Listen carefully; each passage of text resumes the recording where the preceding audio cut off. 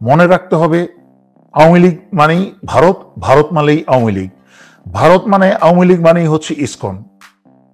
ছোটবেলায় থেকে একটা গল্প শুনেছিলাম যে রাক্ষসের জান হচ্ছে সিন্ধুকের ভিতরে লোকানো একটা কৌটা, সেই কৌটার ভিতরে একটা ভ্রমর, সেই ভ্রমরের একটা হাত ছিঁড়লে সেই রাক্ষসের হাত ছিঁড়ে যায়, সেই ভ্রমরের একটা পা ছিঁড়লে রাক্ষসের একটা পা ছিঁড়ে যায়, আর সেই ভ্রমণকে মেরে ফেললে পরে সেই রাক্ষসটাই মরে যায়। মনে রাখতে হবে ভারতের সেই ভ্রমর হচ্ছে বাংলাদেশের আওয়ামী লীগ এবং ইসকন।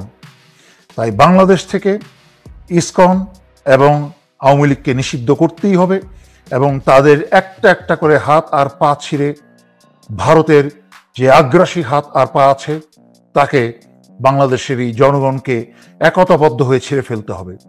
আমি অত্যন্ত আনন্দিত এবং গর্ববোধ করি এই নতুন প্রজন্মের ছাত্রছাত্রী জনতাকে নিয়ে যে তারা এখন প্রতিবাদ করতে শিখেছে।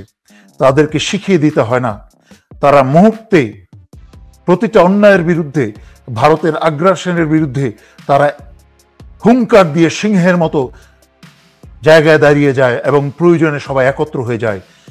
ইনশাল্লাহ বাংলাদেশের ছাত্রছাত্রী জনতা তোমরা এটাকে চালিয়ে রাখো, কোনো ভারতের বা ভারতের দালালের সাহস হবে না এই বাংলাদেশের উপর আর হুঙ্কার দেওয়ার এবং আগ্রাসনের চিন্তা। বাংলাদেশ সশস্ত্র বাহিনীকে বিপ্লবী ছাত্র জনতা এবং সামগ্রিকভাবে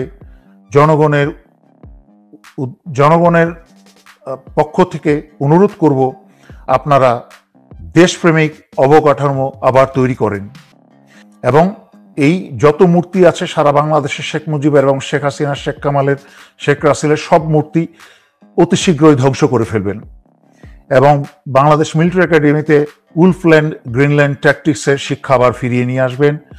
আপনারা পয়সা খরচ হলেও বাংলাদেশ সেনাবাহিনীর অরিজিনাল বা স্বকীয় একটা ইউনিফর্ম ফিরিয়ে নিয়ে আসুন, যা সম্পূর্ণ ভারত থেকে, ভারতের সেনাবাহিনীর ইউনিফর্ম থেকে যেন ভিন্ন হয়। আমি আরও আশা করেছিলাম সেনাবাহিনী প্রধান এখানে জুলাই আগস্টের যেই শহীদ ছাত্রছাত্রী জনতা তাদের প্রতি সম্মান দেখিয়ে একটি লাইন হলেও বলবেন। দুঃখজনক আমি তা শুনিনি, যদি মিস করে থাকি তাহলে দুঃখিত। তাই এই একাত্ম চালিয়ে যাও। আর যারা অন্যান্য রাজনৈতিক দলের বা যে কোনো ব্যক্তি যারা ভারত এবং আওয়ামী লীগের পক্ষে কোনো কথা বলার চেষ্টা করবে তাদেরকে চেপে ধরো, তাদেরকে এমনভাবে চেপে ধরো যে তাদের জন্য বাংলাদেশে থাকা মুশকিল হয়ে যায়। তোমাদের নিজেদের মাঝখানে কোনোদিন কোনো ভাঙন দেখতে চাই না।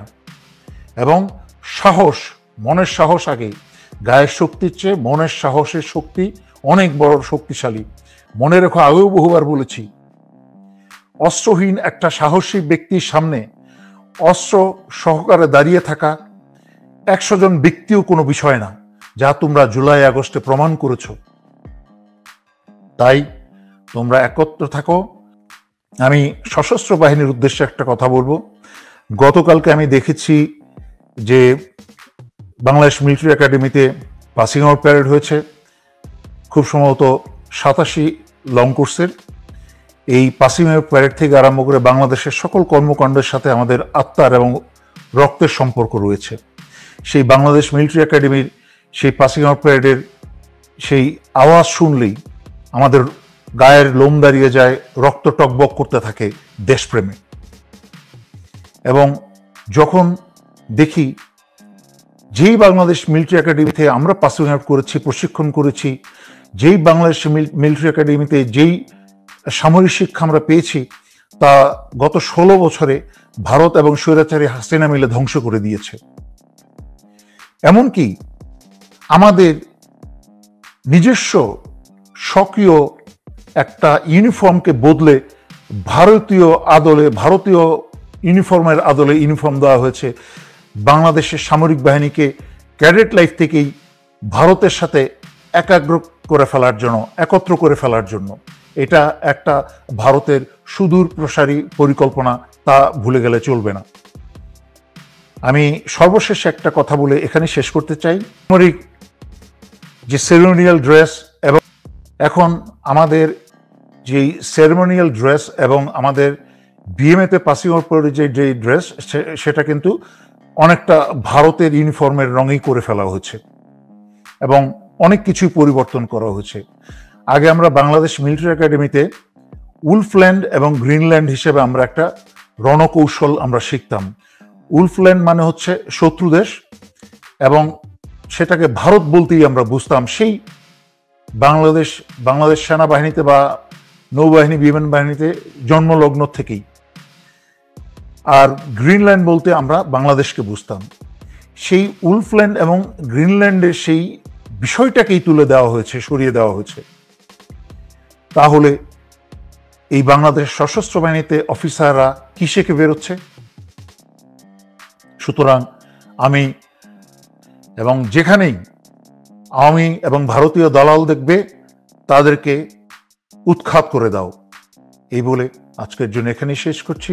ধন্যবাদ। শেখ হাসিনা পদত্যাগ করে ভারতে পালিয়ে যাওয়ার পর ডক্টর মোহাম্মদ ইউনূসের নেতৃত্বে যে অন্তর্বর্তীকালীন সরকার গঠিত হয়েছে, সেই সরকার নিয়ে হঠাৎ করেই নানান আলোচনা সমালোচনা শুরু হয়েছে। কিভাবে এই সরকারটা গঠিত হলো, উপদেষ্টা পরিষদে যারা আছেন তাদের নামগুলো কারা প্রস্তাব করলেন, কেন একটা বিপ্লবী সরকার গঠন করা গেল না, কিংবা কেন জাতীয় ঐক্যের একটা ভিত্তি প্রস্তুত করা গেল না, যেখানে 5 আগস্টের আগে স্বৈরাচার হাসিনা বিরোধী সবগুলো শক্তি এই গণ অভ্যুত্থানে একাত্মতা প্রকাশ করেছিল। জাতীয় ঐক্যের একটা ভিত্তি প্রস্তুত হয়েছিল, সেই ভিত্তিকে কেন এগিয়ে নিয়ে যাওয়া গেল না, এ ব্যাপারে বিভিন্ন পক্ষ পরস্পর বিরোধী বক্তব্য দিচ্ছে, পরস্পরকে দোষারোপ করতে শুরু করেছে। আসলে কি হয়েছিল? 5 আগস্ট পদত্যাগ করে শেখ হাসিনা ভারতে পালিয়ে যাবার পর বঙ্গভবনে রাজনৈতিক দলের নেতৃবৃন্দ, 3 বাহিনীর প্রধান রাষ্ট্রপতির উপস্থিতিতে একটা বৈঠক করে এবং সেই বৈঠকে কি ধরনের সরকার হতে কথা বলেছিলাম। পাশাপাশি আমার মতামত জানিয়েছিলাম ভবিষ্যতে যে চ্যালেঞ্জগুলো আসবে, যে রাজনৈতিক যে অর্থনৈতিক চ্যালেঞ্জগুলো আসবে, সেগুলো মোকাবেলা করবার জন্য কি ধরনের সরকার গঠন করা যেতে পারে সে ব্যাপারে। অর্থাৎ এখন আমরা যে চ্যালেঞ্জগুলো ফেস করছি, বিশেষ করে রাজনৈতিক চ্যালেঞ্জগুলো ফেস করতে গিয়ে আমরা বিভিন্ন সময় যে হোঁচট খাচ্ছি, সেটাকে কিভাবে মোকাবেলা করা যায় সে ব্যাপারে আমি তখন আমার মতামত জানিয়েছিলাম। কিন্তু সে ধরনের সরকার কি গঠিত হয়েছিল? 3.5 মাস পর এসে আমরা সেই সময়টাকে বিভিন্নভাবে ব্যাখ্যা করতে পারি, একে অন্যের উপরে দোষারোপ করতে পারি, কিন্তু তখন এক্স্যাক্টলি কি ঘটেছিল, কিভাবে এখন ডক্টর মোহাম্মদ ইউনূসের নেতৃত্বে যে অন্তর্বর্তীকালীন সরকার দায়িত্ব পালন করছে, এই সরকারটা গঠিত হলো, সে ব্যাপারে কথা বলেছিলাম। পাশাপাশি আমার মতামত জানিয়েছিলাম ভবিষ্যতে আমাদেরকে যে অর্থনৈতিক এবং বিশেষ করে রাজনৈতিক চ্যালেঞ্জ মোকাবেলা করতে হবে,